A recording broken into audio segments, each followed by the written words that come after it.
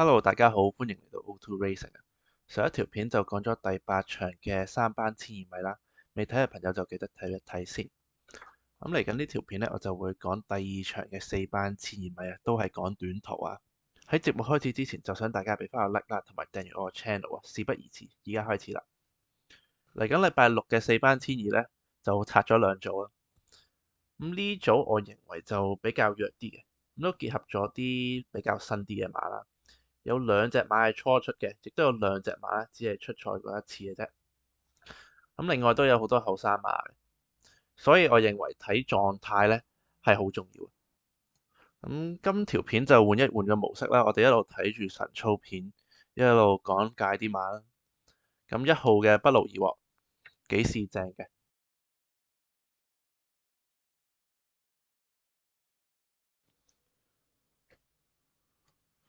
咁不過始終都係比較擔心個馬房啦。咁個馬房始終都係俾唔到個信心我，同埋佢孭咗個133磅咧，排咗10檔有少少難跑嘅。咁2號嘅活力炮拍檔啦，何澤堯都摸咗好多貨。咁不過我見佢喺度跳咧，好似向上彈下彈下咁樣嘅，咁我就麻麻地，出腳都好似有啲幼嫩咁樣嘅。咁就狀態層面方面咧，就未必揀到佢啦。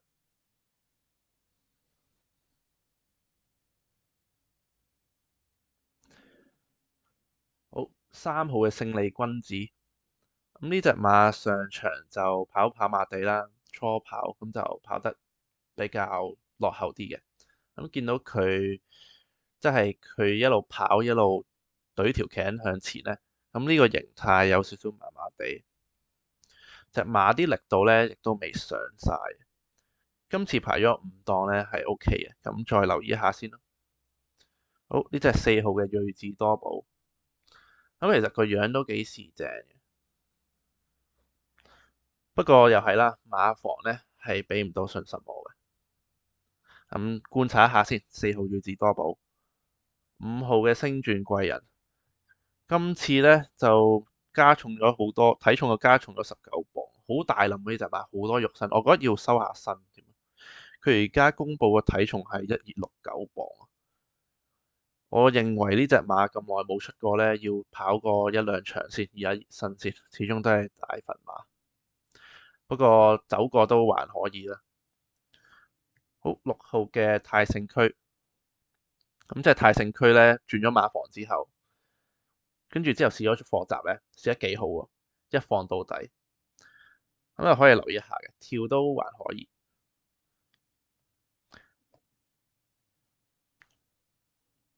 咁不過咧都係冇實質嘅賽績啦，試習好還是習好，咁你落到場咧又係另一回事嚟嘅，咁只可以做配腳嘅啫。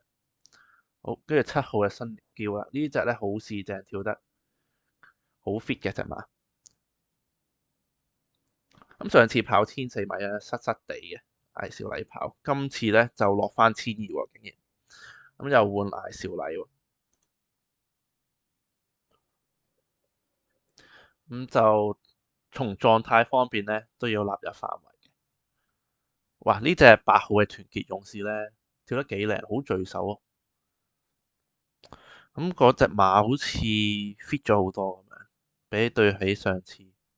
咁佢上場咧就失結，即係踢咗前面嗰隻腳，踢即係有少少意外啦，就蹬咗喺後邊嘅。咁啊沿途咧就落後咗少少，入到直路之後咧衝近嘅，咁我都納入範圍之內。好，9號呢隻嘉應勇士啦，轉咗去貴福特馬房嘅，咁就潘頓跑，見到啲肉咧係幾紮實嘅，身翼都收咗啦，咁跳咧亦都跳得幾靚，潘頓自己都跳咗一課，咁9號都即係從個狀態方面咧，9號都要考慮嘅。好，10號嘅金玉良言，呢隻馬好大份，1178磅體重公佈。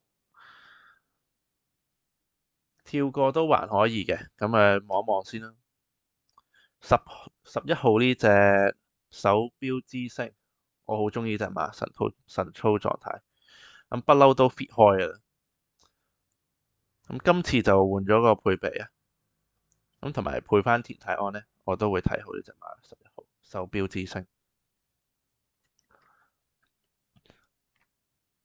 呢隻馬亦都唔會特別熱啦，就咁希望佢可能跑一跑個冷嘅位置咁樣啦。咁另外12號嘅金多喜幾好，咁就配咗幾日安啦，狀態方面都有3、4分水準嘅。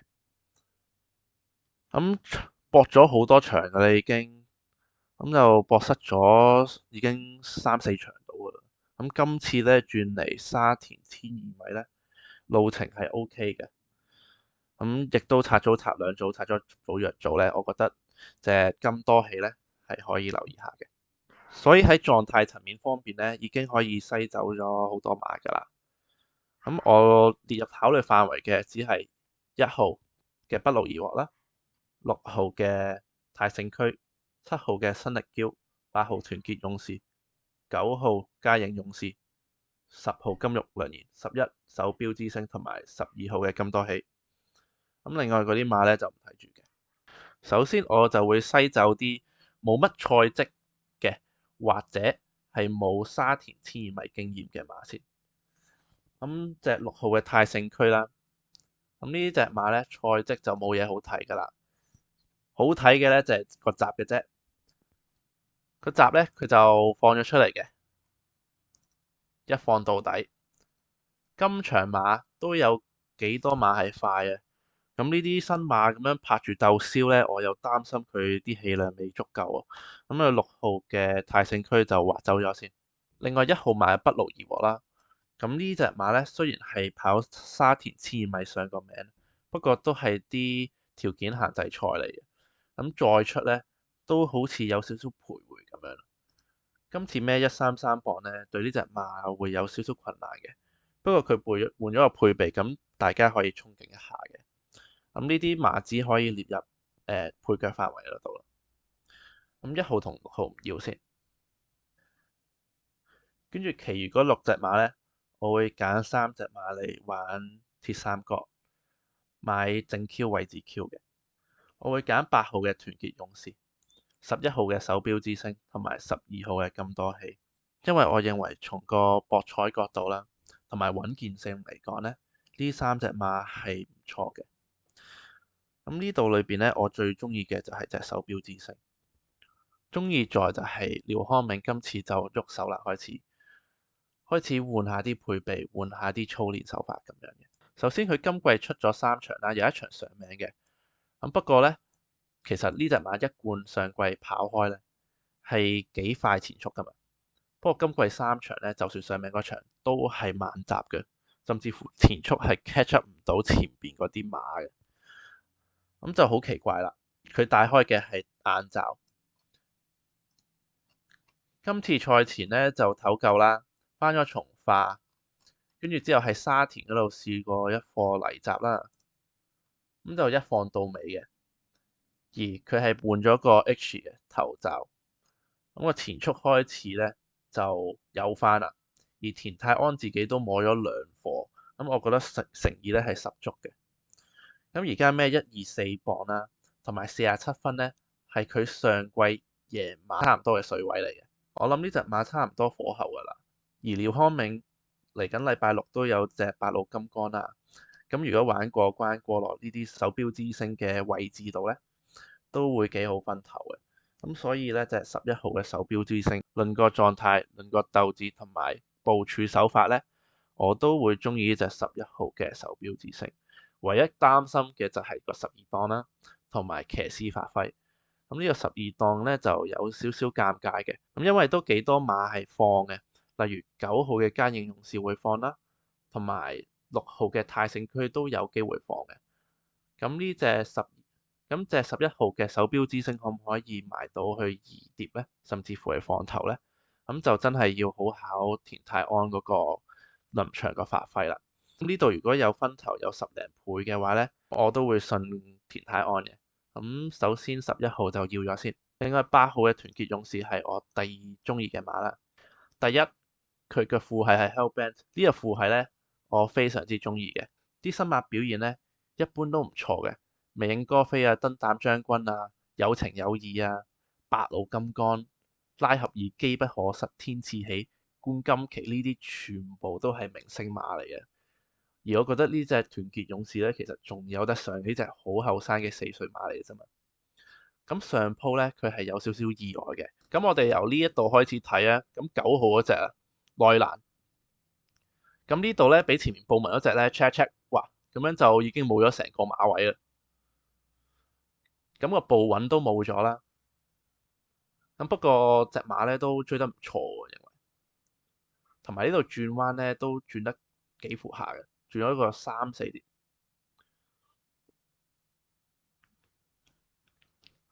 而呢度最後追咧都追得唔錯。咁一路咧直路係出頭3名。呢度仲以為咧會有個 pace 啦，呢度隻馬都幾去下。不過又係啦，可能呢啲新馬咧冇咗啲追逐嘅目標，咁就開始放軟手腳啦。咁最後咧就啱啱輸咗個 pace 啦。不過我覺得呢隻馬嘅表現咧都唔錯噶啦。今次配咗4檔，梁家俊亦都親操咗一課，咁戰意都十足嘅。咁我就會揀咗一隻團結勇士做我嘅第2選啦。第3選就係隻金多喜。呢隻金多喜咧，幕後嗰個戰意就非常之明顯㗎啦。咁今次就跑沙田1000米喎，未跑過嘅，只係跑過泥地嘅1000米嘅啫。咁不過泥地1000米都識追近嘅，咁證明咧短途咧佢係冇問題嘅。呢隻馬有1400嘅氣量啦。咁我初步估計咧呢場馬頭段嘅步速應該拉得幾快嘅，始終有幾隻快馬啦。而呢隻金多喜咧應該唔係好怕快步速嘅，佢有1400米嘅氣量根據。咁呢隻金多喜而家狀態咁 fit，幾人安又唔放手，又排咗個靚檔，咁隻金多喜咧我都係會要翻嘅。咁啱啱講到呢場咧會預計有少少快步速嘛，咁想補充一下就係手錶之星咧其實有1400米嘅經驗嘅。1400米之前跑過都係跑得近嘅。如果步速係偏快嘅話咧，我都認為呢隻手機之星係有權可以捱到去啲前列啲嘅位置嘅。希望可以捱到頭3名就好好分啦。其餘嘅馬咧，我諗7號同埋9號應該係呢場嘅2隻大熱門嚟嘅。咁我就大膽飛起佢哋。首先隻新力嬌咧，我覺得個部署方面係有少少古怪嘅。佢今次出咗2張牌啦，配麥道朗。今季出4次都係用艾兆禮跑嘅，而頭3仗都係跑1200米。咁1200米就跑得好啦。咁不過唔知點解咧，對上一場就竟然跑1400米喎走去。今次咧馬房就選擇換人，再加換翻個1200米路程。因為上場咁樣輸嘅話咧，只係有2個原因嘅啫。一就係路程唔啱，二就係個騎師發揮得唔好。咁今次竟然騎師同埋路程都換咗咧，而艾兆禮係有幫過呢隻馬贏馬嘅喎，咁我就覺得有少少奇怪咯。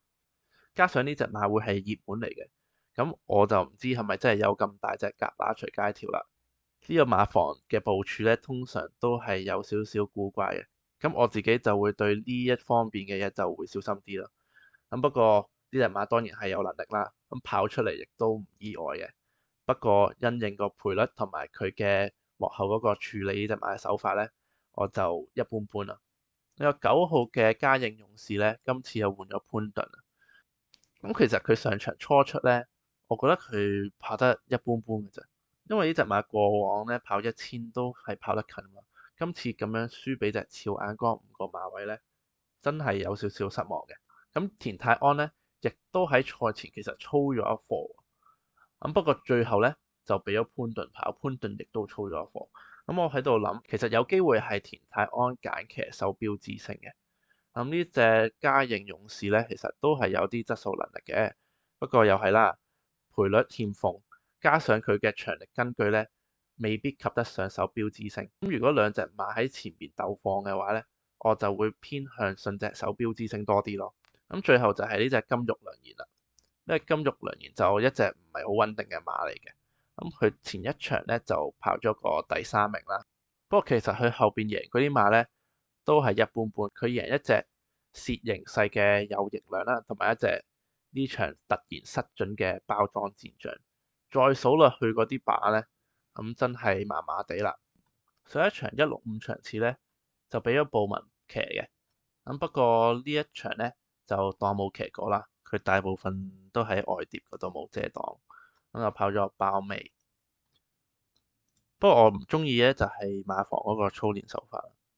咁雖然係試咗兩課習都幾積極嘅，咁試啲習咧都係正正常常啦。